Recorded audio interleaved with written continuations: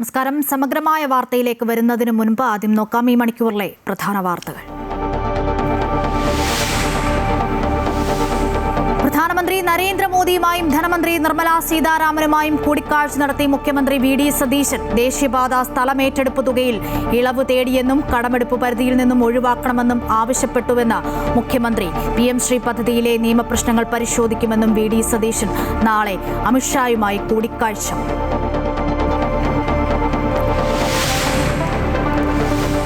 നവകേരള യാത്രയ്ക്കിടെ യൂത്ത് കോൺഗ്രസ് പ്രവർത്തകരെ മർദ്ദിച്ച കേസിൽ പിണറായി വിജയന്റെ ഗൺമാനടക്കം 5 പേർക്ക് സസ്പെൻഷൻ. ഉത്തരവിറക്കി DGP. രാഷ്ട്രീയ പ്രതികാരമല്ലെന്ന് മുഖ്യമന്ത്രി. പ്രതികൾക്കെതിരെ ചുമത്തിയിരിക്കുന്നത് ജാമ്യം ലഭിക്കുന്ന വകുപ്പുകളെന്നും മുൻകൂർ ജാമ്യം നിലനിൽക്കില്ലെന്നും കോടതി. മുൻകൂർ ജാമ്യ ഹർജി തീർപ്പാക്കി. SITക്ക് വിമർശനം. അന്വേഷണ റിപ്പോർട്ട് പൂർണ്ണമല്ലെന്ന് കോടതി.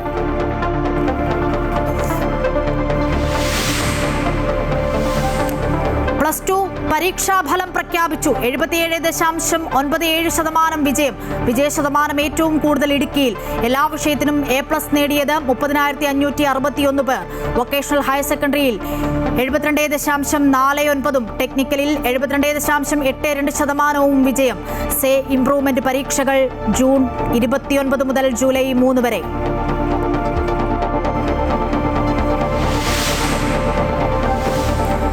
ബലാത്സംഗ കേസിൽ മുൻ MLA എൽദോസ് കുന്നപ്പള്ളിയെ വെറുതെ വിട്ടു. ഉത്തരവ് നെയ്യാറ്റിൻകര കോടതിയുടേത്. പരാതിക്കാരിയടക്കം 4 പേർ കൂറുമാറി.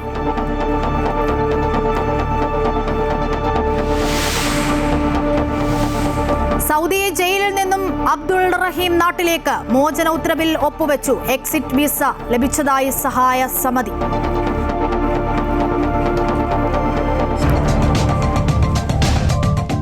വാർത്തകൾ വിശദമായി നോക്കാം. പ്രധാനമന്ത്രി നരേന്ദ്രമോദിയുമായും ധനമന്ത്രി നിർമ്മലാ സീതാരാമനുമായി കൂടിക്കാഴ്ച നടത്തി മുഖ്യമന്ത്രി വി.ഡി. സതീശൻ. ദേശീയപാത സ്ഥലമേറ്റെടുപ്പ് തുകയിൽ ഇളവ് തേടിയെന്നും കടമെടുപ്പ് പരിധിയിൽ നിന്നും ഒഴിവാക്കണമെന്നാവശ്യപ്പെട്ടുവെന്നും മുഖ്യമന്ത്രി പറഞ്ഞു.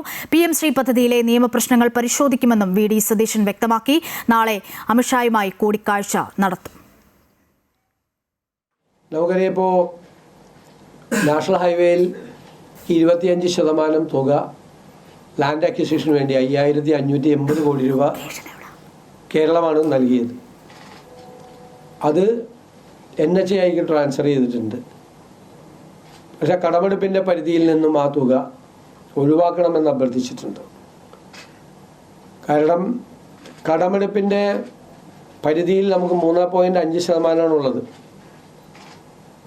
GSTPയുടെ.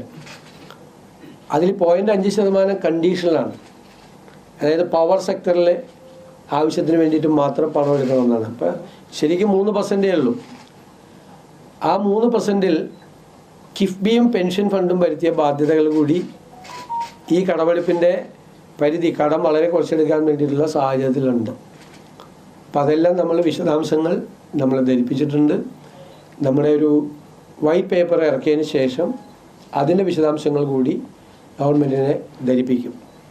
അപ്പോൾ പരമാവധി സംസ്ഥാനത്തിന് അവകാശപ്പെട്ട കാര്യങ്ങൾ നേടിയെടുക്കാൻ വേണ്ടിയിട്ടുള്ള ശ്രമങ്ങൾ നടക്കും. വിവിധ വകുപ്പുകളിൽ നിന്ന് കേന്ദ്ര ഗവൺമെൻറ്റിൽ നിന്ന് കിട്ടാനുള്ള തുക, കേന്ദ്ര പദ്ധതികളുടെ ഷെയർ, അതിൻ്റെ നിയമപരമായ സാമ്പത്തികമായ തടസ്സങ്ങൾ നീക്കി പരമാവധി തുക വാങ്ങിച്ചെടുത്ത് കേരളത്തിലൊരു പുതിയ കേരളം സൃഷ്ടിച്ചെടുക്കാനുള്ള ഈ ഗവൺമെൻറ്റിൻ്റെ ശ്രമവുമായി നമ്മൾ മുന്നോട്ട്. ഡൽഹിയിൽ നിന്നും ജിഷ്ണു കൃഷ്ണനുണ്ട്. ജിഷ്ണു, ഇപ്പോൾ മുഖ്യമന്ത്രിയുടെ വാക്കുകളിൽ നിന്നും നമ്മൾ കേട്ടതാണ്, കണ്ടതാണ്. വലിയ പ്രതീക്ഷയാണ് മുഖ്യമന്ത്രി പങ്കുവെക്കുന്നത്. ഇന്നിപ്പോൾ പ്രധാനമന്ത്രി നരേന്ദ്രമോദിയുമായും ധനമന്ത്രിയുമായും ഒക്കെ കൂടിക്കാഴ്ച നടത്തിയല്ലോ. എന്തൊക്കെ കാര്യങ്ങളാണ് അദ്ദേഹം മാധ്യമങ്ങളുമായി പങ്കുവച്ചത്? അശ്വതി, പ്രധാനമന്ത്രിയുമായും ധനമന്ത്രിയുമായും വിശദമായ ചർച്ച നടത്തിയെന്നും കേരളത്തിന്റെ വൈവിധ്യമായ പ്രശ്നങ്ങൾ ചർച്ച ചെയ്തു എന്നുള്ളതുമാണ് കൂടിക്കാഴ്ചയ്ക്ക് ശേഷം മുഖ്യമന്ത്രി വി.ഡി. സതീശൻ വ്യക്തമാക്കിയിട്ടുള്ളത്. കേരളത്തിന്റെ സ്വപ്ന പദ്ധതികൾക്ക് പിന്തുണ തേടിയിട്ടുണ്ട്. ഒപ്പം പ്രാഥമികമായ ചർച്ചകൾ മാത്രമാണ് നടന്നത്. അതിൽ തന്നെ കേരളത്തിന്റെ സാമ്പത്തിക പ്രശ്നങ്ങൾ കേന്ദ്ര സർക്കാരിന്റെ ശ്രദ്ധയിൽപ്പെടുത്തി കടമെടുപ്പ് പരിധിയിൽ നിന്ന് ഒഴിവാക്കണമെന്ന് ആവശ്യപ്പെട്ടിട്ടുണ്ട്. കേന്ദ്ര ഫണ്ട് പരമാവധി നേടിയെടുക്കാനുള്ള ശ്രമം ഉണ്ടാവും. അത് എല്ലാ മേഖലയിലും നിലവിൽ ഏതെങ്കിലും തരത്തിലുള്ള പ്രതിസന്ധി ഉണ്ടെങ്കിൽ അത് പരിശോധിച്ച് സാങ്കേതികമായ പ്രശ്നങ്ങൾ ഉണ്ടെങ്കിൽ അത് പരിഹരിച്ച് പരമാവധി കേന്ദ്ര പദ്ധതിയും അതിന്റെ ഫണ്ടുകളും കേരളത്തിൽ വിനിയോഗിക്കാനുള്ള ശ്രമം നടത്തും. അതിനായി വീണ്ടും കേന്ദ്ര നേതൃത്വവുമായി, അതായത് പ്രധാനമന്ത്രി ഉൾപ്പെടെയുള്ളവരുമായി കൂടിക്കാഴ്ച നടത്തും. നിലവിൽ നടത്തിയതൊരു പ്രാഥമിക ചർച്ച മാത്രമാണ്. മുഖ്യമന്ത്രി ആ സ്ഥാനം ഏറ്റെടുത്തത് കൊണ്ട് വന്ന് ആദ്യമായി കണ്ടതാണ്. ജൂൺ ആദ്യവാരം തന്നെ കേരളത്തിന്റെ സമ്പദ് വ്യവസ്ഥയുമായി ബന്ധപ്പെട്ട് ധവളപത്രം പുറത്തിറക്കും. അതിനുശേഷം വീണ്ടും പ്രധാനമന്ത്രി ഉൾപ്പെടെയുള്ളവരുമായി കണ്ടുകൊണ്ട് സാമ്പത്തിക മേഖലയിൽ ഒപ്പം കേന്ദ്ര പദ്ധതിയുമായി ബന്ധപ്പെട്ട് വിശദമായ ചർച്ച നടക്കും. നിരവധി പദ്ധതികൾ മുഖ്യമന്ത്രിയോട് മാധ്യമപ്രവർത്തകർ എടുത്തു ചോദിക്കുകയുണ്ടായി. അത് ഒന്ന് അതിവേഗ റെയിൽ പദ്ധതിയാണ്. അത് നിലവിലുണ്ടായിരുന്ന സിൽവർ ലൈൻ പദ്ധതി ഇതിനോടകം തന്നെ അത് ഒഴിവാക്കുകയും അതിന്റെ എല്ലാ വിജ്ഞാപനങ്ങളും റദ്ദാക്കിയിട്ടുണ്ട്. പുതിയ പദ്ധതികളെ കുറിച്ച് ആലോചിക്കുകയാണ്. കിഫ്ബി സംബന്ധിച്ച് നിലവിൽ കിഫ്ബിയുടെ ബാധ്യതകൾ പരിശോധിച്ചുകൊണ്ട് ഭാവി തീരുമാനമെടുക്കും. ഒപ്പം മുനമ്പം പ്രശ്നവുമായി ബന്ധപ്പെട്ട് നിലവിൽ ഇറങ്ങിപ്പോകുന്ന വേളയിൽ LDF സർക്കാർ 8ന്റെ പണി നൽകി എന്നുള്ളതാണ് മുഖ്യമന്ത്രി വ്യക്തമാക്കിയത്. 10 മിനിറ്റ് കൊണ്ട് പരിഹരിക്കാവുന്ന പ്രശ്നം അത് അങ്ങനെ അല്ലാതാക്കി തീർത്തുകൊണ്ടാണ് പിണറായി സർക്കാർ ഇറങ്ങിപ്പോയത്. അതുകൊണ്ട് ചില പ്രശ്നങ്ങളുണ്ട്. എങ്കിൽ പോലും മുനമ്പം ജനതയെ അവിടുന്ന് ഇറക്കി വിടുന്ന സാഹചര്യം ഉണ്ടാകില്ല എന്നുള്ളതാണ് VD സതീശൻ വ്യക്തമാക്കിയത്. ഒപ്പം ഇന്ധന വില വർദ്ധിക്കുമ്പോൾ അതിൽ അധികമായി സംസ്ഥാന സർക്കാരിന് ലഭിക്കുന്ന നികുതി ഒഴിവാക്കുമോ എന്ന ചോദ്യത്തിന് കൃത്യമായൊരു മറുപടി നൽകാതെ, എന്നാൽ അത് ഒഴിവാക്കുമെന്ന് പറയാതെയാണ് മുഖ്യമന്ത്രി ആ ചോദ്യത്തെ നേരിട്ടത്. ഒപ്പം വയനാട് തുരങ്കപാത പാരിസ്ഥിതിക പഠനം നടത്തി മാത്രമേ മുൻപോട്ട് പോകാനാകൂ എന്നുള്ളതായിരുന്നു ആ മുൻ നിലപാട്. അതായത് പ്രതിപക്ഷ നേതാവായിരുന്നപ്പോൾ സ്വീകരിച്ച നിലപാട്. ആ നിലപാട് തന്നെയാണ് സ്വീകരിക്കുക. അതായത് പദ്ധതി മുടക്കില്ല, പക്ഷേ പാരിസ്ഥിതിക പഠനം കൃത്യമായി നടത്തും എന്നുള്ളത് വ്യക്തമാക്കി. അതായത് പ്രധാനമന്ത്രിയും ധനമന്ത്രിയുമായുള്ള കൂടിക്കാഴ്ചയിൽ സംസ്ഥാനത്തിന്റെ സാമ്പത്തിക മേഖലയുമായി ബന്ധപ്പെട്ട പ്രാഥമിക വിവരങ്ങൾ മുഖ്യമന്ത്രി ധരിപ്പിക്കുകയും കേന്ദ്ര ഫണ്ട് വിനിയോഗിക്കുന്നതിനാവശ്യമായിട്ടുള്ള സഹകരണം വേണമെന്ന് ആവശ്യപ്പെട്ടു. അതിൽ അനുകൂലമായ നിലപാടാണ് കേന്ദ്ര സർക്കാർ അല്ലെങ്കിൽ പ്രധാനമന്ത്രിയും ധനമന്ത്രിയും സ്വീകരിച്ചത് എന്നാണ് VD സതീശൻ വ്യക്തമാക്കിയത്. നാളെ കേന്ദ്ര ആഭ്യന്തരമന്ത്രി അമിത്ഷാ കൂടാതെ വിദ്യാഭ്യാസ മന്ത്രി എന്നിവരുമായി കൂടിക്കാഴ്ച നടത്തിയ ശേഷമാകും മുഖ്യമന്ത്രി VD സതീശൻ കേരളത്തിലേക്ക് മടങ്ങുക. അശ്വതി ആണ് ഡൽഹിയിൽ നിന്നും ജിഷ്ണു നൽകിയത്. എന്തായാലും ഡൽഹിയിൽ തുടരുകയാണ് മുഖ്യമന്ത്രി VD സതീശൻ. നാളെ അമിത്ഷായുമായി കൂടിക്കാഴ്ച നടത്തും. മറ്റു വാർത്തയിലേക്ക്. നവകേരള യാത്രയ്ക്കിടെ KSU യൂത്ത് കോൺഗ്രസ് പ്രവർത്തകരെ മർദ്ദിച്ച കേസിൽ മുൻ മുഖ്യമന്ത്രി പിണറായി വിജയന്റെ ഗൺമാൻ ഉൾപ്പെടെ 5 ഉദ്യോഗസ്ഥർക്ക് സസ്പെൻഷൻ. ഗൺമാൻ അനിൽകുമാർ, പോലീസുകാരായ സന്ദീപ്, അരുൺ, വിപിൻ, ഷൈജു എന്നിവർക്കാണ് സസ്പെൻഷൻ. SITയുടെ റിപ്പോർട്ടിന്റെ അടിസ്ഥാനത്തിലാണ് DGP സസ്പെൻഷൻ ഉത്തരവ് ഇറക്കിയത്. UDF സർക്കാർ സത്യപ്രതിജ്ഞ ചെയ്ത് അധികാരമേറ്റ ആദ്യ മന്ത്രിസഭാ യോഗത്തിലെടുത്ത തീരുമാനമായിരുന്നു ഗൺമാൻ മർദ്ദിച്ച കേസിലെ പുനരന്വേഷണം. SIT രൂപീകരിക്കുകയും ഉടനടി നടപടികൾ പൂർത്തിയാക്കുകയും ചെയ്തു. പ്രാഥമിക റിപ്പോർട്ടിൽ തന്നെ ഗൺമാൻമാർ ചെയ്തത് ഗുരുതര കുറ്റകൃത്യമെന്ന് കണ്ടെത്തിയിരുന്നു. ഈ കേസിൽ ആദ്യം അന്വേഷിച്ച ഉദ്യോഗസ്ഥന്റെ റിപ്പോർട്ട് തിരുത്താൻ ADGP MR അജിത് കുമാർ ഇടപെട്ടിരുന്നതായുള്ള കണ്ടെത്തലും SITയുടെ റിപ്പോർട്ടിലുണ്ടായിരുന്നു. യൂത്ത് കോൺഗ്രസുകാരുടെ പ്രതിഷേധം അവസാനിക്കുന്ന ഘട്ടത്തിലായിരുന്നു ഗൺമാനും എസ്കോർട്ട് വാഹനത്തിലുണ്ടായിരുന്ന പോലീസുകാരും ഇറങ്ങിവന്ന് വടികൊണ്ട് പ്രതിഷേധക്കാരുടെ തലയ്ക്കടിച്ചതെന്ന് റിപ്പോർട്ടിൽ പറയുന്നു. വാർത്താ ചാനലുകളുടെ ദൃശ്യങ്ങളും CCTVയും അടക്കം പരിശോധിച്ചാണ് കണ്ടെത്തലുകൾ നടത്തിയത്. ആലപ്പുഴയിൽ ഡ്യൂട്ടിയിലുണ്ടായിരുന്ന ലോക്കൽ പോലീസിന്റെ മൊഴിയും രേഖപ്പെടുത്തിയിട്ടുണ്ട്. മുഖ്യമന്ത്രിയുടെ വാഹനത്തെ സ്പർശിക്കുക പോലും ചെയ്യാതെ പ്രതിഷേധിച്ചവരെയാണ് പുറകെ വന്ന എസ്കോർട്ട് വാഹനത്തിലെ ഗൺമാനും ഉദ്യോഗസ്ഥരും മർദ്ദിച്ചതെന്നാണ് ലോക്കൽ പോലീസിന്റെ മൊഴി. ജാമ്യമില്ലാ വകുപ്പ് പ്രകാരമാണ് ഗൺമാൻ അനിൽകുമാർ, പോലീസുകാരായ സന്ദീപ്, അരുൺ, വിപിൻ, ഷൈജു എന്നീ 5 പേർക്കെതിരെ കേസെടുത്തിരിക്കുന്നത്. വകുപ്പ് തല നടപടിക്ക് ശുപാർശ ചെയ്തുകൊണ്ടുള്ള റിപ്പോർട്ടാണ് SIT DGPക്ക് കൈമാറിയത്. ഈ റിപ്പോർട്ടിന്റെ അടിസ്ഥാനത്തിലാണ് ഇപ്പോൾ 5 പേരെയും സസ്പെൻഡ് ചെയ്തുകൊണ്ട് ഉത്തരവായിരിക്കുന്നത്. അതേസമയം കേസിന്റെ രേഖകൾ താൻ തിരുത്തിയിട്ടില്ലെന്നും ഓഫീസ് ജീവനക്കാർ ഇടപെട്ടത് തന്റെ നിർദ്ദേശപ്രകാരമല്ല എന്നുമാണ് MR അജിത് കുമാറിന്റെ വിശദീകരണം. ഉന്നത ഉദ്യോഗസ്ഥർക്കാണ് അജിത് കുമാർ അനൌദ്യോഗിക വിശദീകരണം നൽകിയിരിക്കുന്നത്. അമൃത ന്യൂസ്, തിരുവനന്തപുരം. ഗൺമാൻമാർ നൽകിയ മുൻകൂർ ജാമ്യാപേക്ഷ തീർപ്പാക്കി കോടതി. ആലപ്പുഴ ജില്ലാ സെഷൻസ് കോടതിയാണ് ജാമ്യാപേക്ഷ തീർപ്പാക്കിയത്. അപേക്ഷ നിലനിൽക്കില്ല എന്നും നിലവിലുള്ളത് ജാമ്യം ലഭിക്കുന്ന വകുപ്പുകളെന്നും കോടതി പറഞ്ഞു. രാവിലെ അന്വേഷണ സംഘം നൽകിയ റിപ്പോർട്ട് കോടതി നിരസിച്ചിരുന്നു. മതിയായ വകുപ്പുകൾ ഉൾപ്പെടുത്തിയ പുതിയ റിപ്പോർട്ട് സമർപ്പിക്കാനായിരുന്നു കോടതിയുടെ നിർദ്ദേശം. റിപ്പോർട്ട് സമർപ്പിക്കുന്നതിൽ വീഴ്ച വരുത്തിയ പ്രോസിക്യൂഷനെയും കോടതി ശക്തമായി വിമർശിച്ചിരുന്നു. ഇതിനു പിന്നാലെയാണ് ഉച്ചകഴിഞ്ഞ് പുതിയ റിപ്പോർട്ട് അന്വേഷണ സംഘം സമർപ്പിച്ചത്. എന്നാൽ ഈ റിപ്പോർട്ടിലും കോടതി അതൃപ്തി രേഖപ്പെടുത്തുകയായിരുന്നു.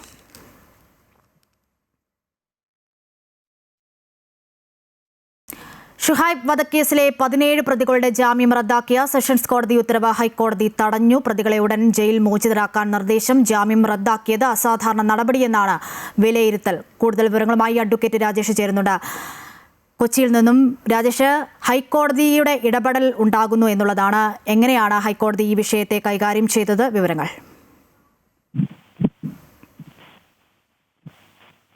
തീർച്ചയായും ഹൈക്കോടതിയിൽ ഈ പ്രതികൾ സമീപിച്ചപ്പോൾ തന്നെയാണ് ഹൈക്കോടതി ഇത്തരത്തിൽ ഉടൻ തന്നെ ഈ ജാമ്യം റദ്ദാക്കിയ ഉത്തരവ് സ്റ്റേ ചെയ്തത്. സാധാരണഗതിയിൽ ഒരു വിചാരണ നടക്കുന്ന കേസിൽ പ്രതികൾക്ക് ജാമ്യം നൽകുന്നത് കോടതി ഈ പ്രതികൾ ആ വിചാരണ സമയത്ത് വിചാരണയുമായി സഹകരിച്ച് കോടതിയിൽ ഹാജരാകണം. മറ്റ് തരത്തിൽ ജാമ്യം ജമ്പ് ചെയ്ത്, അതായത് ജാമ്യത്തിൽ നിൽക്കുന്ന പ്രതികൾ കോടതി ആവശ്യപ്പെടുമ്പോൾ കോടതിയിൽ വരാതിരിക്കുകയോ മുങ്ങി നടക്കുകയോ ചെയ്യരുത്. അങ്ങനെ ചെയ്താൽ ജാമ്യം റദ്ദാക്കാം. അതിന് പ്രത്യേക കാരണം കാണിച്ചുകൊണ്ടാണ് ഈ ജാമ്യം റദ്ദാക്കുന്നത്. എന്നാൽ ഇപ്പോൾ 17 പ്രതികളുടെ ജാമ്യം റദ്ദാക്കിയിരിക്കുന്നത് വിചാരണയ്ക്ക് കോടതിയിൽ ഹാജരായിരുന്ന പ്രതികളുടെ ജാമ്യമാണ് റദ്ദാക്കിയത്. അതിൽ പ്രധാനമായും പറയുന്നത് കോടതി മാറണം എന്ന പ്രതികളുടെ പ്രതികൾ ഉന്നയിച്ചതിനെ തുടർന്ന് വിചാരണ സമയത്ത് പ്രതികളുടെ അഭിഭാഷകർ ക്രോസ് ചെയ്യാനായിട്ടുള്ള സമയം കൂടുതൽ ചോദിച്ചു. അത് മറ്റ് കോടതിയിലേക്ക് മാറ്റണമെന്ന് ആവശ്യപ്പെട്ടു. ഈ കാരണം പറഞ്ഞാണ് വിചാരണയുമായിട്ട് പ്രതികൾ സഹകരിക്കുന്നില്ല എന്ന് പറഞ്ഞ് സെഷൻസ് കോടതി ജാമ്യം റദ്ദാക്കി. ഇതൊരു അസാധാരണ നടപടിയാണ്. ഈ തരത്തിലൊന്നും ജാമ്യം റദ്ദാക്കാറില്ല. അതായത് ജാമ്യ വ്യവസ്ഥ ലംഘിച്ചിട്ടില്ല എന്നുള്ളതാണ് പ്രധാനമായും ചൂണ്ടിക്കാണുന്നത്. പ്രതികൾ ജാമ്യ വ്യവസ്ഥ അനുസരിച്ച് കോടതി കേസ് വിളിക്കുമ്പോൾ കോടതിയിൽ ഹാജരായിരുന്നു. ആ സാഹചര്യത്തിൽ ഇങ്ങനെ ജാമ്യം റദ്ദാക്കിയത് ഒരു നിയമപരമായ നടപടിയല്ല എന്ന് കണ്ടെത്തിക്കൊണ്ടാണ് ഹൈക്കോടതി ഇപ്പോൾ പ്രതികളുടെ അപേക്ഷയിൽ ഈ ഉത്തരവ് സ്റ്റേ ചെയ്യുകയും ഇന്ന് തന്നെ പ്രതികളെ ജയിൽ മോചിതരാക്കണമെന്ന നിർദ്ദേശം നൽകുകയും ചെയ്തത്. ഈ വിവരങ്ങളാണ് അഡ്വക്കേറ്റ് രാജേഷ് കൊച്ചിയിൽ നിന്നും നൽകിയത്. മറ്റു വാർത്തയിലേക്ക്, ലൈംഗിക പീഡന കേസിൽ മുൻ MLAയും കോൺഗ്രസ് നേതാവുമായ എൽദോസ് കുന്നപ്പള്ളിയെ കോടതി വെറുതെ വിട്ടു. പരാതിക്കാരി കഴിഞ്ഞ ദിവസം കോടതിയിൽ മൊഴി മാറ്റി നൽകിയിരുന്നു. എൽദോസ് തന്നെ പീഡിപ്പിച്ചിട്ടില്ല എന്നാണ് പരാതിക്കാരി മൊഴി നൽകിയത്. നെയ്യാറ്റിൻകര കോടതിയിലെ വിചാരണയ്ക്കിടെയാണ് എൽദോസ് പീഡിപ്പിച്ചിട്ടില്ലെന്ന് പരാതിക്കാരി പറഞ്ഞത്. 2ഉം 3ഉം പ്രതികളും MLAയുടെ സുഹൃത്തുക്കളുമായ റെനിഷ, സിപ്പി, നൂറുദ്ദീൻ എന്നിവർ ഭീഷണിപ്പെടുത്തിയിട്ടില്ലെന്നും വിചാരണയ്ക്കിടെ അതിജീവിത കോടതിയോട് പറഞ്ഞിരുന്നു. ഇതേ തുടർന്നാണ് കോടതി 3 പേരെയും വെറുതെ വിട്ടത്.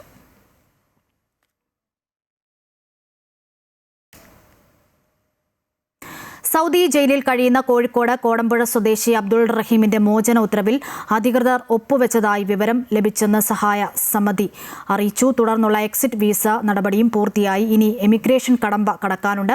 എമിഗ്രേഷൻ നടപടി കൂടി പൂർത്തിയായാൽ ഏത് സമയവും നാട്ടിലേക്ക് പോകാനാകുമെന്നാണ് ഇപ്പോൾ പ്രതീക്ഷിക്കുന്നതെന്ന് സഹായ സമിതി വാർത്താക്കുറിപ്പിൽ അറിയിച്ചു. ചലച്ചിത്ര താരങ്ങളുടെ സംഘടനയായ അമ്മയിൽ പരസ്യ പ്രതികരണങ്ങൾ വിലക്കി. അൻസിബയുമായി ബന്ധപ്പെട്ട വിഷയത്തിൽ താരങ്ങൾ 2 തട്ടിലായതോടെയാണ് അമ്മ പ്രസിഡന്റ് ശ്വേതാ മേനോൻ ഇത്തരം നിർദ്ദേശം നൽകിയത്. അതേസമയം ടിനി ടോമുമായി ബന്ധപ്പെട്ട വിഷയത്തിൽ നിയമ നടപടിക്ക് തയ്യാറെടുക്കുകയാണ് അൻസിബ. എക്സിക്യൂട്ടീവ് പിരിച്ചുവിടണമെന്ന ആവശ്യം ചില മുതിർന്ന താരങ്ങൾ മുന്നോട്ട് വയ്ക്കുന്നു. ടിനി ടോം, അൻസിബ ഹസൻ വിഷയത്തിൽ താരങ്ങൾ തമ്മിൽ ഭിന്നത രൂക്ഷമായതോടെയാണ് കർശന നിർദ്ദേശങ്ങൾ താരസംഘടനയുടെ ഭാഗത്തുനിന്നുണ്ടായത്. ജനറൽ ബോഡി ചേരുന്നതുവരെ പരസ്യ പ്രതികരണങ്ങൾ വിലക്കി. പ്രശ്നങ്ങൾ സംഘടനയ്ക്കുള്ളിൽ തന്നെ ചർച്ച ചെയ്ത് പരിഹരിക്കണമെന്നാണ് താരസംഘടന അമ്മയുടെ പ്രസിഡന്റ് ശ്വേതാ മേനോനും ജനറൽ സെക്രട്ടറി കുക്കു പരമേശ്വരനും നിലപാടെടുത്തിരിക്കുന്നത്. ഇക്കാര്യം അംഗങ്ങളെ അറിയിച്ചിട്ടുണ്ട്. MLA രമേശ് പിഷാരടി ഉൾപ്പെടെയുള്ള താരങ്ങളും സമാന നിലപാട് സ്വീകരിച്ചിട്ടുണ്ട്. നീതി എന്ന് പറയുന്ന വാക്ക് ഒരു അന്വേഷണത്തിലൂടെ, അല്ലെങ്കിൽ അത് എവിടെയാണ് ഇത് ഇരിക്കുന്നതെന്നതിലും പഠനം നടത്തിയ ശേഷമേ പറ്റുള്ളൂ. ഇപ്പോൾ ആരോപണം, പ്രത്യാരോപണം ഇതെല്ലാം അതിനകത്ത് വ്യക്തമായിട്ട് കാണുന്നുണ്ട്. അല്ലെങ്കിൽ അംഗങ്ങൾ വ്യക്തിപരമായിട്ട് മാധ്യമങ്ങളെ കാണുകയും സംസാരിക്കുകയും ചെയ്യുന്നുണ്ട്. അപ്പോൾ അതുകൊണ്ട് തന്നെ അമ്മയുടെ തലപ്പത്തുള്ള ആളുകളോട് വളരെ അടിയന്തരമായി ഒരു യോഗം വിളിച്ചു കൂട്ടുകയും ഇതിനൊരു പരിഹാരം ഉണ്ടാക്കുകയും ചെയ്യണമെന്ന് ആവശ്യപ്പെട്ടിട്ടുണ്ട്. അൻസിബയെയും ടിനി ടോമിനെയും പിന്തുണച്ച താരങ്ങൾ 2 ചേരിയായതോടെയാണ് സംഘടനയുടെ ഭാഗത്തുനിന്ന് നിർണായക ഇടപെടൽ ഉണ്ടായത്. നിലവിലെ വിഷയങ്ങളിൽ മുതിർന്ന താരങ്ങൾ ഉൾപ്പെടെ കടുത്ത അസംതൃപ്തി രേഖപ്പെടുത്തിയിട്ടുണ്ട്. എക്സിക്യൂട്ടീവ് കമ്മിറ്റി പിരിച്ചുവിടണമെന്ന് മല്ലിക സുകുമാരൻ ആവശ്യപ്പെട്ടു. നേതൃത്വത്തിനെതിരെ വിമർശനമുയർത്തി മാലാ പാർവതിയും രംഗത്തെത്തി. അൻസിബയെ പിന്തുണച്ച അവർ അമ്മയിലെ വരവ് ചിലവ് കണക്കുകൾ പുറത്തുവിടണമെന്നും ആവശ്യപ്പെട്ടു. അതേസമയം ടിനി ടോമിനെതിരായ പരാതിയുമായി മുന്നോട്ടു പോകാനാണ് അൻസിബയുടെ തീരുമാനം. നിയമപരമായ നടപടികൾ അൻസിബ സ്വീകരിക്കും. അമൃത ന്യൂസ്, കൊച്ചി. റിവ്യൂ ബോംബിങ്ങിലൂടെ സിനിമയിൽ ഉള്ളവരെ മോശമായി ചിത്രീകരിക്കുന്നുവെന്നും സിനിമയെ തകർക്കുന്ന റിവ്യൂ അനുവദിക്കില്ലെന്നും പ്രസിഡന്റ് അനിൽ കെ തോമസ്. അശ്വന്ത് കോക്കിനെതിരെ മുഖ്യമന്ത്രിക്കും ആഭ്യന്തരമന്ത്രിക്കും പരാതി നൽകും. 2 വർഷം മുൻപ് ഹൈക്കോടതി ഈ വിഷയം പരിഗണിച്ചെങ്കിലും കൃത്യമായ വിധി ഉണ്ടായിട്ടില്ലെന്ന് ചേംബർ ഭാരവാഹികൾ പറഞ്ഞു. സിനിമകളുടെ ഉള്ളടക്കം ഉപയോഗിച്ചുകൊണ്ട് സാമ്പത്തിക ലാഭമുണ്ടാക്കുന്ന കണ്ടന്റ് നിർമ്മിക്കുന്നതിനെതിരെ ശക്തമായ നടപടി വേണമെന്നും ഫിലിം ചേംബർ ആവശ്യപ്പെട്ടു. കേരളത്തിൽ ഇതിൻ്റെ ഒരു എക്സ്ട്രീമിലേക്ക് കാര്യങ്ങൾ പൊയ്ക്കൊണ്ടിരിക്കുകയാണ്. ഇപ്പം ഒരു ജനാധിപത്യ രാജ്യത്തിൽ ഇത് അലൗ ചെയ്യപ്പെടുന്ന രീതിയിലുള്ള അലൗ ചെയ്യാനായിട്ട് ഈ സിനിമ ഇൻഡസ്ട്രി കോപ്പറേറ്റ് ചെയ്യുമ്പം അതിൻ്റെ അപ്പുറത്തേക്കുള്ള എക്സ്റ്റെൻറ്റിലേക്ക് ആൾക്കാർ പോകുമ്പോൾ അത് ഞങ്ങൾ തീർച്ചയായിട്ടും റിയാക്ട് ചെയ്യണമെന്നാണ് ഇന്നത്തെ കമ്മിറ്റിയുടെ തീരുമാനം. അത് ബഹുമാനപ്പെട്ട ആഭ്യന്തരമന്ത്രിക്കും മുഖ്യമന്ത്രിക്കും എല്ലാം പരാതി കൊടുക്കുകയും അത് ഗവൺമെൻറ് പരമായിട്ട് നിയമപരമായിട്ട് ചെയ്യാൻ പറ്റുന്ന കാര്യങ്ങൾ ചെയ്യുക, ഒപ്പം ഇതിനെ സംബന്ധിച്ചുള്ള ഒരു കേസ് മൂവ് ചെയ്യുക എന്നുള്ളതാണ്. അല്ല, ഇത് ഈ റിവ്യൂസ് ആൻഡ് റേറ്റിങ്ങിനെ സംബന്ധിച്ച് കോമൺ ആയിട്ട് ഇപ്പോൾ ഓൾറെഡി ഒരു എക്സിസ്റ്റിംഗ് പ്രൊഡ്യൂസർ അസോസിയേഷൻ കൊടുത്തൊരു കേസുണ്ട് ഹൈക്കോടതിയിൽ. നേരത്തെ ഇതുപോലൊരു ഇഷ്യൂ ഉണ്ടായപ്പോഴത്തേനും ഒരു പ്രൊഡ്യൂസർ കൊണ്ട് കൊടുക്കുകയും കക്ഷി ചേരുകയും ചെയ്തിട്ടുണ്ട്. പക്ഷേ അൺഫോർച്ചുനേറ്റ്ലി അത് കോടതിയിൽ നിന്ന് ഒരു കൺക്ലൂസീവ് വിധി വന്നിട്ടില്ല. ആ വിധിക്ക് വേണ്ടി ഇപ്പോഴും നമ്മൾ മീറ്റ് ചെയ്യാൻ മിനിയാന്നും അത് വിളിച്ച് സംസാരിച്ചിട്ടുണ്ട്. രാജ്യത്ത് CNG വില വീണ്ടും വർദ്ധിപ്പിച്ചു. കിലോയ്ക്ക് 2 രൂപയാണ് വർദ്ധിപ്പിച്ചത്. ഇതോടെ ഡൽഹിയിൽ പുതിയ നിരക്ക് 83.9 രൂപയായി. കഴിഞ്ഞ 11 ദിവസത്തിനുള്ളിൽ മാത്രം CNG വിലയിൽ ആകെ 7 രൂപയുടെ വർധനവുണ്ടായിട്ടുണ്ട്. കഴിഞ്ഞ 15 ദിവസത്തിലുണ്ടാകുന്ന 4ാമത്തെ വർധനവാണ് ഇത്. അന്താരാഷ്ട്ര വിപണിയിൽ പ്രകൃതിവാതകത്തിനുണ്ടായ വിലവർദ്ധനവും ഇറക്കുമതി ചെലവ് കൂടിയതുമാണ് വില കൂട്ടാൻ കാരണമെന്ന് കമ്പനികൾ വ്യക്തമാക്കി. US ഇറാൻ സംഘർഷത്തിനിടയിൽ ആഗോള എണ്ണ ഗതാഗത പാതയായ ഹോർമൂസ് കടലിടുക്ക് വഴിയുള്ള ഗതാഗതം പൂർണ്ണമായും തടസ്സപ്പെട്ടു. ഇത് ആഗോള വിപണിയിൽ ക്രൂഡ് ഓയിൽ വില കുതിച്ചുയരാൻ കാരണമായിട്ടുണ്ട്. ഡൽഹിയിൽ പുതിയ നിരക്ക് 83 രൂപ 9 പൈസയായി. കഴിഞ്ഞ 11 ദിവസത്തിനുള്ളിൽ മാത്രം CNG വിലയിൽ 7 രൂപയുടെ വർധനവുണ്ടായിട്ടുണ്ട്. കഴിഞ്ഞ 15 ദിവസത്തിനുള്ളിൽ ഉണ്ടാകുന്ന 4ാമത്തെ വർധനവാണിത്. കഴിഞ്ഞ 2 ആഴ്ചയ്ക്കിടെ രാജ്യത്ത് പെട്രോൾ ഡീസൽ വിലയിലും വൻ വർധനവാണ് ഉണ്ടായത്. തിങ്കളാഴ്ച മാത്രം പെട്രോളിന് ലിറ്ററിന് 2 രൂപ 61 പൈസയും ഡീസലിന് 2 രൂപ 71 പൈസയും വർദ്ധിപ്പിച്ചു. മെയ് 15 ശേഷം മാത്രം ഇന്ധനവിലയിൽ 7 രൂപ 50 പൈസയുടെ വർധനവാണ് രേഖപ്പെടുത്തിയത്. ഇന്ധനവില ഇനിയും ഉയരാൻ സാധ്യതയുണ്ട് എന്നാണ് എണ്ണ കമ്പനികൾ നൽകുന്ന സൂചന. ആഗോളതലത്തിൽ ക്രൂഡ് ഓയിലിന് വില കൂടിയത് മൂലമുള്ള നഷ്ടം നികത്തുന്നതിനൊപ്പം പാചകവാതകം ഉൾപ്പെടെയുള്ളവയ്ക്ക് മുൻപുണ്ടായ നഷ്ടം കൂടി ഈടാക്കാനാണ് പൊതുമേഖലാ എണ്ണ കമ്പനികളുടെ ശ്രമം. ആഗോളതലത്തിലെ അനിശ്ചിതത്വങ്ങൾക്കിടയിലും രാജ്യത്ത് ആവശ്യത്തിന് ഇന്ധനശേഖരം ഉണ്ടായെന്ന് പെട്രോളിയം മന്ത്രാലയം ഉറപ്പ് നൽകിയിട്ടുണ്ട്. എന്നാൽ ഇറക്കുമതി ചെലവ് വർദ്ധിക്കുന്ന സാഹചര്യത്തിൽ വിലവർദ്ധനവ് അനിവാര്യമാണെന്നാണ് സർക്കാർ നിലപാട്. News desk, Amrita news. Thrissur വാണിയമ്പാറയിൽ ആംബുലൻസിൽ മയക്കുമരുന്ന് കടത്ത്. നാർക്കോട്ടിക് സ്പെഷ്യൽ ആക്ഷൻ ഫോഴ്സും ഹൈവേ പോലീസും ചേർന്ന് നടത്തിയ പരിശോധനയിൽ 250 ഗ്രാമിലധികം MDMA പിടികൂടി. വെട്ടിക്കൽ അഞ്ചേരി സ്വദേശികളായ ഫെയ്ത്ത്, സന്ദീപ് എന്നിവർ പിടിയിലായി. ഇന്ന് രാവിലെ 6:30യോടെയായിരുന്നു സംഭവം. വെട്ടിക്കൽ ആഞ്ചേരി സ്വദേശികളായ ഫെയ്ത്തും സന്ദീപും സഞ്ചരിച്ചിരുന്ന ഷാരോൺ എന്ന ആംബുലൻസിൽ നിന്നാണ് MDMA പിടികൂടിയത്.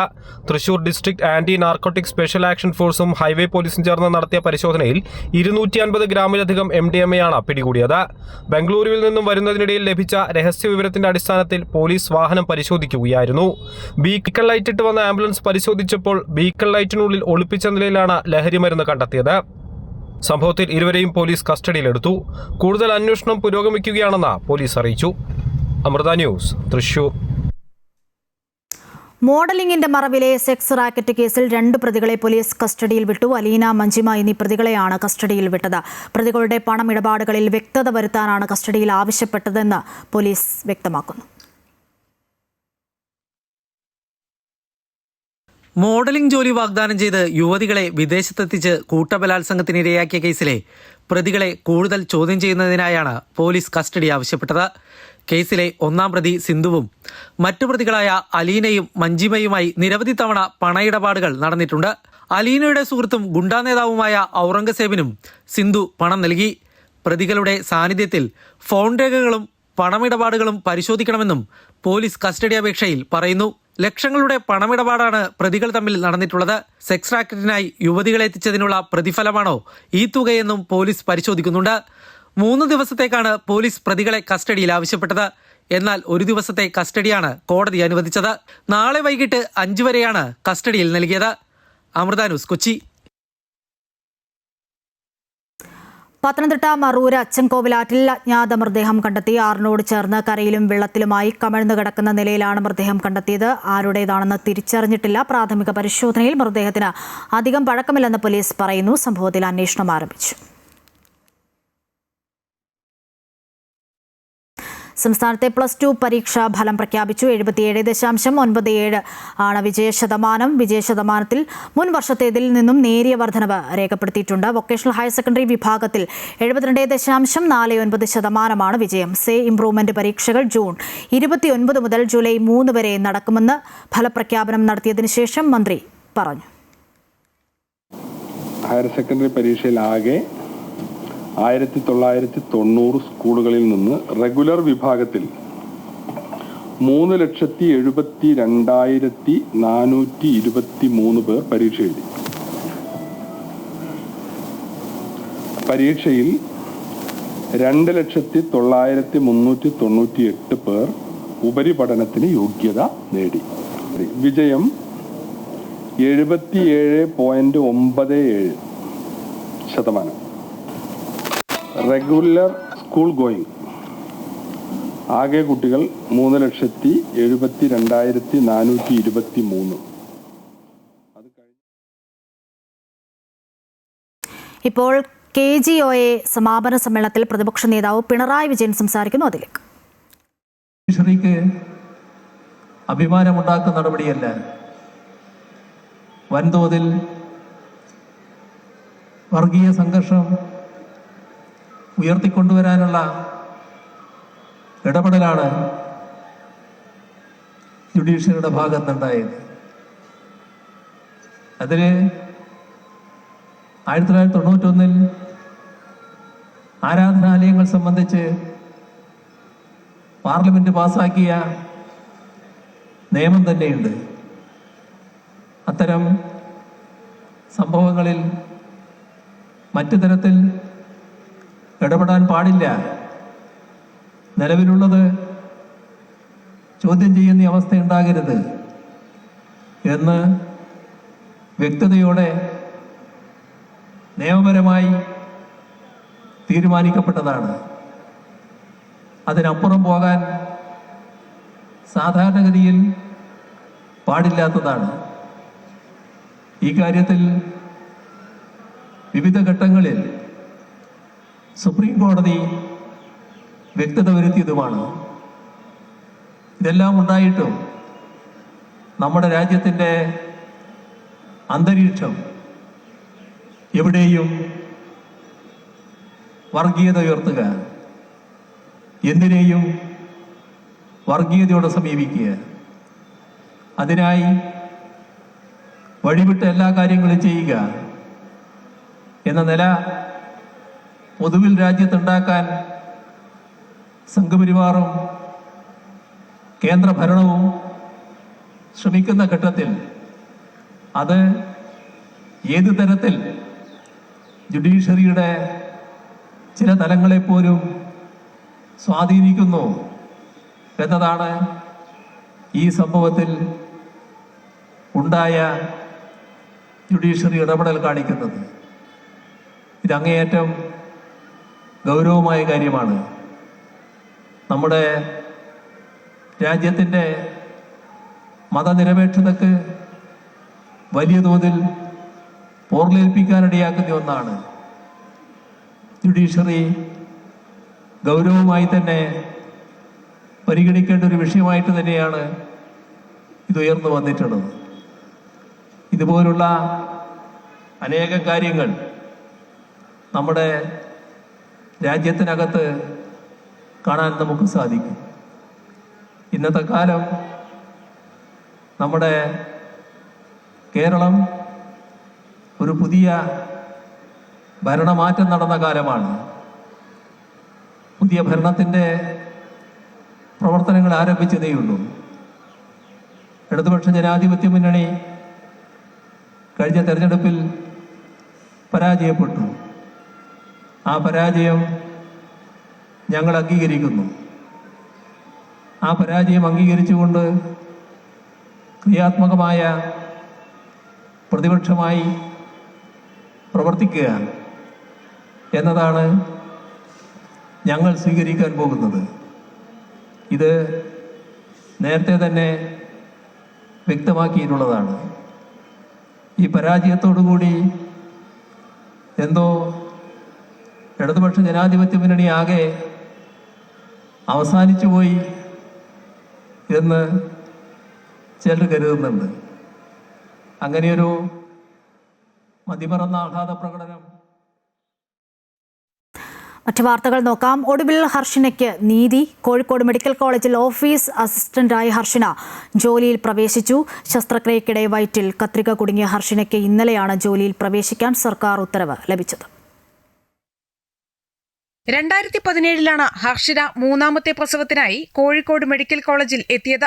ശസ്ത്രക്രിയയ്ക്കിടെ വയറ്റിൽ കത്രിക കുടുങ്ങുകയും ചെയ്തു. 2022 സ്വകാര്യ ലാബിൽ നടത്തിയ പരിശോധനയിൽ കത്രിക വയറ്റിൽ കുടുങ്ങിയതായി കണ്ടെത്തിയത്. തുടർന്ന് നിരവധി പ്രതിഷേധങ്ങളടക്കം നടന്നു. 2 ഡോക്ടർമാരെയും 2 നഴ്സുമാരെയും പ്രതി ചേർത്ത് കുറ്റപത്രവും തയ്യാറാക്കി. പക്ഷേ നടപടിയൊന്നും ഉണ്ടായില്ല.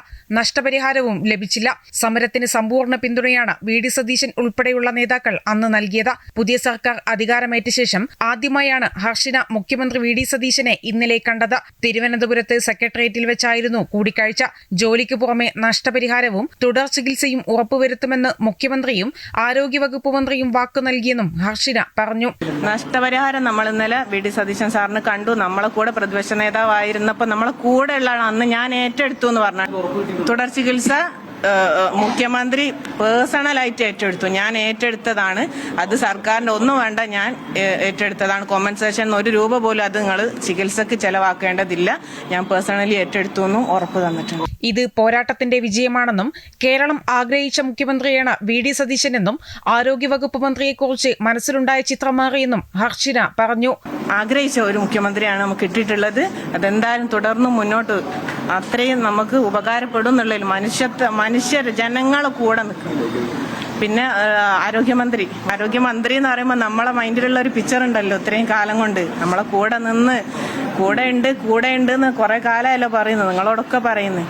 അപ്പൊ കൂടെ ഉണ്ട് എന്ന് പറയാതെ കൂടെ നിന്ന് ആരോഗ്യമന്ത്രി. ഇതോടെ വൈകിയെങ്കിലും വർഷങ്ങൾ നീണ്ട പോരാട്ടത്തിന് പരിഹാരം ഉണ്ടായതിന്റെ ആശ്വാസത്തിലാണ് ഹർഷിനയുടെ കുടുംബവും സമരസമിതിയും. അമൃത ന്യൂസ്, കോഴിക്കോട്. സംസ്ഥാനത്തെ പൂർണ്ണമായും അഴിമതി വിമുക്തമാക്കുന്നതിനായി പ്രൊജക്ട് സീറോ പദ്ധതി ആവിഷ്കരിച്ച ആഭ്യന്തരമന്ത്രി രമേശ് ചെന്നിത്തല അഴിമതി എവിടെ കണ്ടാലും പൊതുജനത്തിന് അറിയിക്കാൻ സംവിധാനമൊരുക്കും. വിവരം നൽകുന്നവരെക്കുറിച്ചുള്ള കാര്യങ്ങൾ രഹസ്യമാക്കി വയ്ക്കും. കൈമടക്ക് കൊടുക്കാതെ സർക്കാർ ഓഫീസുകളിൽ നിന്നും സേവനങ്ങൾ ലഭിക്കണമെന്ന് ഉറപ്പുവരുത്തുമെന്നും ആഭ്യന്തരമന്ത്രി വ്യക്തമാക്കി. വിജിലൻസ് ആസ്ഥാനത്ത് ഉന്നത ഉദ്യോഗസ്ഥരുടെ യോഗശേഷം മാധ്യമങ്ങളോട് പ്രതികരിക്കുകയായിരുന്നു രമേശ് ചെന്നിത്തല. ഒരു പുതിയ പ്രോജക്റ്റ് ഞങ്ങൾ ആരംഭിക്കുകയാണ്. കേരളത്തിലെ അഴിമതി നിരോധനം പൂർണ്ണമായും നടപ്പാക്കാൻ വേണ്ടി ലക്ഷ്യം വെച്ചുകൊണ്ടുള്ള ഒരു പ്രോജക്റ്റാണ്. ആ പ്രോജക്റ്റിൻ്റെ പേര് പ്രോജക്റ്റ് സീറോ എന്നുള്ളതാണ്. പ്രോജക്റ്റ് സീറോ ഉദ്ദേശിക്കുന്നത് പരിപൂർണമായും ജനങ്ങൾക്ക് അഴിമതിയില്ലാതെ അവർക്ക് സേവനങ്ങൾ എത്തുക എന്നുള്ളതാണ്. ഒരു സർക്കാർ ഓഫീസിൽ ചെന്നാൽ കൈമടക്ക് കൊടുക്കാതെ ജനങ്ങളുടെ പ്രശ്നങ്ങൾക്ക് പരിഹാരം ഉണ്ടാകുന്ന അവസ്ഥ ഉണ്ടാകണം. അങ്ങനെ ഒരു പാവപ്പെട്ടവനും പണം കൊടുക്കാതെ അവൻ്റെ പ്രശ്നങ്ങൾ നടത്തിയെടുക്കാൻ കഴിയുന്ന ഒരവസ്ഥാവിശേഷം കേരളത്തിൽ ഉണ്ടായാൽ തന്നെ അത് തന്നെ ഒരു വലിയ കാര്യമാണ്. സർക്കാരിൽ നിന്നുള്ള ആനുകൂല്യങ്ങളല്ല, ഇത് നമ്മുടെ അവകാശമാണ് എന്ന ബോധ്യം എല്ലാ പൗരന്മാർക്കും ഉണ്ടാകണം. അപ്പോൾ അതുകൊണ്ട് ഇത്തരം ആളുകളെ അഴിമതിക്ക് പ്രോത്സാഹനം കൊടുക്കുന്നതും തെറ്റായ കാര്യമാണ്. അതുകൊണ്ട് അഴിമതി ഇല്ലാതാകണമെങ്കിൽ ജനങ്ങളുടെ പരിപൂർണമായ സഹകരണം വേണം. കോട്ടയം ഐമനത്ത് മീനച്ചിലാറ്റിൽ കുളിക്കാനിറങ്ങിയ യുവാവ് മുങ്ങിമരിച്ചു. ഐമനം പൂന്തോട്ടത്തിൽ പ്രേംജിയുടെ മകൻ അഭിഷേക് PP ആണ് മരിച്ചത്. ഇന്നലെ വൈകിട്ട് 4:30 സംഭവം. ഐമനം കല്ലുമട പാലത്തിനടിയിൽ മീനച്ചിലാറ്റിൽ കുളിക്കാനിറങ്ങിയതായിരുന്നു യുവാക്കളുടെ സംഘം. ഇരു കരകളിലേക്കും നീന്തുകയായിരുന്ന അഭിഷേക് കൈകൾ കുഴഞ്ഞ് മുങ്ങി താഴുകയായിരുന്നു. സുഹൃത്തുക്കൾ ബഹളം വെച്ചതോടെ ഓടിക്കൂടിയ നാട്ടുകാർ വിവരം കോട്ടയം അഗ്നിരക്ഷാസേന യൂണിറ്റ് സംഘത്തെ അറിയിച്ചു. അഗ്നിരക്ഷാസേനാ സംഘവും നാട്ടുകാരും ചേർന്ന് നടത്തിയ 1/2 മണിക്കൂറോളം നീണ്ടുനിന്ന തിരച്ചിലിനൊടുവിലാണ് മീനച്ചിലാറ്റിൽ നിന്നും യുവാവിനെ കണ്ടെത്തിയത്. മൃതദേഹം കോട്ടയം മെഡിക്കൽ കോളേജ് ആശുപത്രിയിലേക്ക് മാറ്റി. മുനമ്പം ഭൂമിയിൽ ചെയ്തത് നിയമപരമായ കാര്യമെന്ന് വഖഫ് ബോർഡ് ചെയർമാൻ KS ഹംസ. കേന്ദ്ര സർക്കാർ നൽകിയ തീയതി അനുസരിച്ചാണ് ഉമീദ് പോർട്ടലിൽ രജിസ്റ്റർ ചെയ്തത്. വഖഫ് ബോർഡിനെ പിരിച്ചുവിടാമെന്നത് വ്യാമോഹമെന്നും KS ഹംസ പ്രതികരിച്ചു. വസ്തുതകൾ പരിഗണിച്ചാൽ മനസ്സിലാക്കാൻ കഴിയും. 17-ാം തീയതിക്ക് മുമ്പ് ഇത് കയറ്റിയില്ലെങ്കിൽ എന്ത് ചെയ്യും? ബോർഡ് ഉത്തരവാദിയാണല്ലോ. ബോർഡിൻ്റെ സ്റ്റാറ്റ്യൂട്ടറി ബാധ്യതയാണ് 17-ാം തീയതിക്ക് മുമ്പ് കേരളത്തിലെ മുഴുവൻ വഖഫ് പ്രോപ്പർട്ടീസും ഉമീദ് പോർട്ടലിൽ എൻട്രി ചെയ്യുക എന്നത് ബോർഡിൻ്റെ മുകളിലുള്ള നിയമപരമായ ബാധ്യതയാണ്. അത് 17-ാം തീയതി കഴിഞ്ഞ് ചിലപ്പോൾ അവസാനമായിട്ട് കുറേ താമസിക്കും, കാത്തിരിക്കും. സ്വമേധയാ എല്ലാ മുത്തുവല്ലിമാരും കയറ്റുന്നുണ്ടോയെന്ന് കാത്തിരിക്കുമല്ലോ. അവസാനം നിവൃത്തിയില്ലാതെ വന്നപ്പോൾ ബോർഡ് ചിലത് കയറ്റുമല്ലോ, തീരെ നിവൃത്തിയില്ലെങ്കിൽ. അങ്ങനത്തെ കയറ്റിയ കൂട്ടത്തിൽ ഇതെല്ലാം പെട്ടു. അങ്ങനെ 59,000 പൂർത്തിയാക്കിയ കൂട്ടത്തിൽ ഒന്ന് മാത്രമേ മുനമ്പം എന്ന് മാത്രമേ ഉള്ളൂ. ഞാൻ പറഞ്ഞു അദ്ദേഹത്തിന് ഇതൊന്ന് വിളിച്ചിരുന്ന് സംസാരിക്കാനുള്ള ഒരു മുനമ്പം ഭൂമി വിഷയത്തിൽ ഉത്തരവാദിത്തത്തിൽ നിന്നും ഒഴിഞ്ഞു മാറുകയല്ല മുഖ്യമന്ത്രി ചെയ്യേണ്ടതെന്ന LDF കൺവീനർ TP രാമകൃഷ്ണൻ. അധികാരത്തിൽ വന്ന് 10 മിനിറ്റിൽ പരിഹാരമെന്നായിരുന്നല്ലോ മുഖ്യമന്ത്രിയുടെ നിലപാട്. ഇപ്പോൾ അതിൽ നിന്നും മാറി ഇടതു സർക്കാരിനെ കുറ്റപ്പെടുത്തുന്ന നിലപാടിലേക്ക് മുഖ്യമന്ത്രി എത്തി. മുനമ്പം കമ്മീഷന്റെ റിപ്പോർട്ട് അനുസരിച്ച് പ്രശ്നം പരിഹരിക്കുകയാണ് വേണ്ടതെന്നും അദ്ദേഹം കൊച്ചിയിൽ പറഞ്ഞു. അദ്ദേഹം പറഞ്ഞത് അധികാരം വന്ന് 10 മിനിറ്റ് കൊണ്ട് പ്രശ്നം പരിഹരിക്കാമെന്നല്ല. അതിന് അദ്ദേഹത്തിന് കഴിയുന്നില്ലെങ്കിൽ അന്ന് കോടതി തീരുമാനപ്രകാരം ഏർപ്പെടുത്തിയ ഒരു കമ്മിറ്റിയുണ്ട്. ആ കമ്മിറ്റി ഒരു റിപ്പോർട്ട് ഗവൺമെൻറ്റിൽ സമർപ്പിച്ചിട്ടുണ്ട്. Ramendran Nair commission report. അദ്ദേഹത്തിൻ്റെ റിപ്പോർട്ടിൻ്റെ അടിസ്ഥാനത്തിൽ ഇതിന് എങ്ങനെ പരിഹാരം കണ്ടെത്താൻ കഴിയുമെന്നുള്ളത് പരിശോധിക്കുകയാണ് വേണ്ടത്. പരിശോധിച്ച് ആവശ്യമായ നിലപാടാണ്. ഞങ്ങളുടെ നിലപാട് ഇടതുപക്ഷ ജനാധിപത്യ മുന്നണിയും ഗവൺമെൻറ്റും നേരത്തെ തന്നെ സ്വീകരിച്ച നിലപാട് മുനമ്പം ഭൂമി കൈവശം വെച്ചുകൊണ്ടിരിക്കുന്ന എല്ലാ കുടുംബങ്ങൾക്കും ഭൂമിയുടെ അവകാശം കിട്ടണമെന്നാണ്. ആ നിലപാടാണ്. കർണാടകയിൽ മുഖ്യമന്ത്രി സ്ഥാനത്തേക്ക് പോരുമുറുകുന്നതിനിടെ മുഖ്യമന്ത്രി സിദ്ധരാമയ്യയ്ക്കും ഉപമുഖ്യമന്ത്രി DK ശിവകുമാറിനും ഒപ്പം മാധ്യമങ്ങളെ കണ്ട് KC വേണുഗോപാൽ വരാനിരിക്കുന്ന രാജ്യസഭാ തെരഞ്ഞെടുപ്പിനും കർണാടക കൗൺസിൽ തെരഞ്ഞെടുപ്പിനുമാണ് ഇപ്പോൾ പ്രാധാന്യം നൽകുന്നതെന്ന് KC വ്യക്തമാക്കി. തെരഞ്ഞെടുപ്പുകൾ ആദ്യം നടക്കട്ടെ എന്നാണ് സിദ്ധരാമയ്യ ക്യാമ്പ് ആഗ്രഹിക്കുന്നത്. ഒഴിഞ്ഞുകിടക്കുന്ന മണ്ഡലങ്ങളിലെ നിയമസഭാ തെരഞ്ഞെടുപ്പ് പെട്ടെന്ന് നടത്തി പുതിയ MLA-മാരെ മന്ത്രിസഭയിൽ എത്തിച്ചത് തന്റെ ഭൂരിപക്ഷ പിന്തുണ ഉറപ്പാക്കാനാണ് സിദ്ധരാമയ്യയുടെ നീക്കം. മല്ലികാർജ്ജുൻ ഖർഗെയെ കർണാടക മുഖ്യമന്ത്രിയാക്കി ഒഴിവ് വരുന്ന AICC പ്രസിഡന്റ് പദവിയിലേക്ക് KC വേണുഗോപാലിനെ എത്തിക്കാനുള്ള ഫോർമുലയും ഹൈക്കമാൻഡിന്റെ പരിഗണനയിലുണ്ട്. ബീഹാർ മോഡലിൽ മുഖ്യമന്ത്രി സിദ്ധരാമയ്യയ്ക്ക് രാജ്യസഭാ സീറ്റ് നൽകി ആശ്വസിപ്പിക്കാനും നീക്കമുണ്ട്. അതേസമയം മുഖ്യമന്ത്രി സിദ്ധരാമയ്യയും ഉപമുഖ്യമന്ത്രി DK ശിവകുമാറും ഹൈക്കമാൻഡുമായുള്ള നിർണായക ചർച്ചകൾക്കായി ഡൽഹിയിൽ തുടരുന്നു. ദീർഘനാളായി തുടരുന്ന സിദ്ധരാമയ്യ DK ശിവകുമാർ തർക്കം ഭരണത്തെ ബാധിക്കുന്ന അവസ്ഥയിലേക്ക് എത്തിയതോടെയാണ് ഹൈക്കമാൻഡിന്റെ അടിയന്തര ഇടപെടൽ. തൃശൂർ കോർപ്പറേഷൻ കൗൺസിൽ യോഗത്തിൽ വൻ തർക്കം. ഷീ ലോഡ്ജ് നടത്തിപ്പുമായി ബന്ധപ്പെട്ട് നടന്ന ചർച്ചയിലാണ് തർക്കമുണ്ടായത്. ലോഡ്ജ് നടത്തിപ്പ് ചുമതലയിൽ നിന്നും കുടുംബശ്രീയെ ഒഴിവാക്കുകയാണെന്ന് UDF ഭരണസമിതി തീരുമാനമെടുത്തു. എന്നാൽ കുടുംബശ്രീയെ ഒഴിവാക്കാൻ അനുവദിക്കില്ലെന്ന് LDF കൗൺസിലർമാർ പറഞ്ഞ് രംഗത്തെത്തി. തുടർന്ന് കൗൺസിലർമാർ തമ്മിൽ ഉന്തും തള്ളും നടന്നു. കുടുംബശ്രീക്ക് മാത്രം പോരാ, എല്ലാ സ്ത്രീകൾക്കുമായി നടത്തിപ്പ് ചുമതല നൽകണമെന്ന് UDF അഭിപ്രായപ്പെട്ടു.